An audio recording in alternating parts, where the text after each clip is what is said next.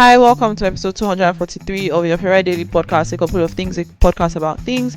Today is going to be a UX episode. I'm going to talk about tactical research, quote unquote, versus foundational research, which is a thing that you see often in research circles. And I want to talk about how tactical research is actually can be strategic, basically.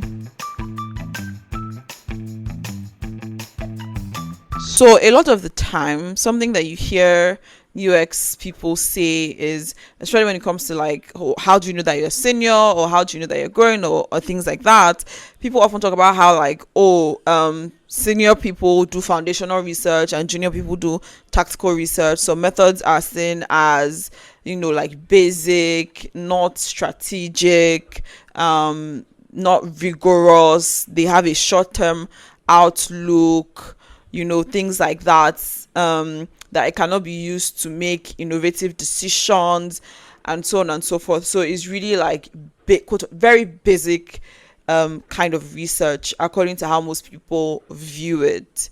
And I also used to have that perspective until about, let's say, 2018. This was maybe 2 or 3 years into doing research. So I worked on a project where for basically the whole over 1 year that I worked on that project, I was basically doing usability tests. Like the whole time it was usability testing, which is one of the quote unquote tactical / evaluative research methods that people look at as, people think of it as a tactical and evaluative approach. But in that role, in that 1 year of doing lots of usability tests, like I was doing usability tests like at least once or twice every month in that 1 year period ish, or a little over a year, but I was doing usability tests like over that period, and that was I don't think I even did anything outside of usability tests, to be honest. I can't remember, but I really feel like that was all I was doing. But anyway, and I do believe from that work, from that project, I started to see tactical / evaluative research as from a different perspective. I started to realize that you can actually get strategic insight from usability testing, especially when you're doing recurring or frequent usability testing, because anywhere where you're able to get insights about your users, their behaviors, their needs, it can all inform strategy. It can all give you a clearer picture of who your users are. It can all give you insights into their behaviors and all these things that help you identify opportunities to provide more value to your customers and to provide a better experience for your users, right? I remember that when I did that research project, it led to, towards the end of it, I went on this I can't think of any other word, but a meta-analysis of all the usability testing I had done, and I started seeing insights about behaviors around like how people perceive technology, what people expect of certain kinds of technology, how people expect to interact with certain kinds of technology, that led to a lot of useful insights in making broader products and business decisions outside of just the interface, which was what the research was primarily focused on. If people could understand the interface, if they could engage, I can't really talk about the specifics of it because NDAs and things, but the point is that from doing almost fortnightly usability tests, we were seeing very useful strategic insights that helped with like understanding the audience better, really refining the audience that we're looking to, and not just creating a better interface or a better product in that time, but more broader things around this, how we talk to the users, what is important to them in how we talk about the product to them. And so obviously that also tells you that it's not short term.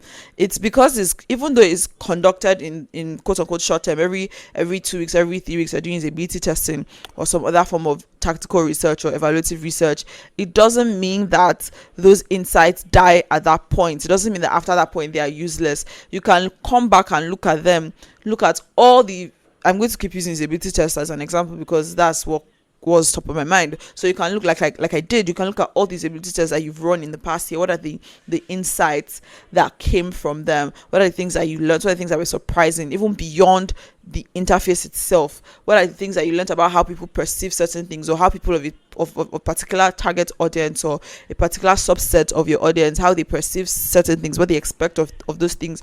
So those insights are useful, right? And also the idea that it's only junior people who do usability testing, I find it very absurd. Like, it's absurd. What do you mean? Like, it's a method, it's an approach, and everyone who is a researcher should be able to do it. Usability testing is not something that can just be handed off to designers or product managers or whatever without training, without equipping them with the ability, with the skill to actually do a proper usability test, right? It's not just, oh, it's easy, you can just just do step 1, step 2. That's not how it works. It's very important to be involved in the quote unquote trenches of the work as a researcher or anybody who's building a product, and it's the right approach for a specific period in a project, and it should not be like dismissed or looked down on as not senior enough or not strategic enough or not useful enough, right? So tactical research, evaluative research, usability testing can be used to guide, like, insights from that kind of research can be used to help you learn about the product, the best way to build it in a way that works for people.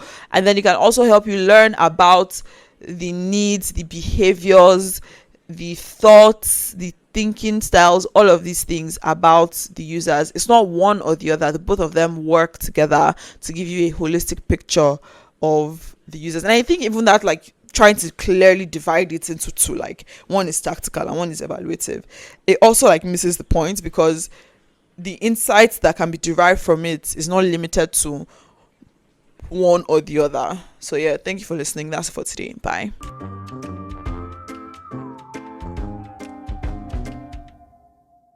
Also, ask me questions. Submit a question. Thank you. Thank you for listening to today's episode of A Couple of Things. If there was anything you found interesting or insightful, or you enjoyed the episode, please do share to someone or multiple people. Like, leave a comment, and definitely do subscribe and all the nice things. Bye.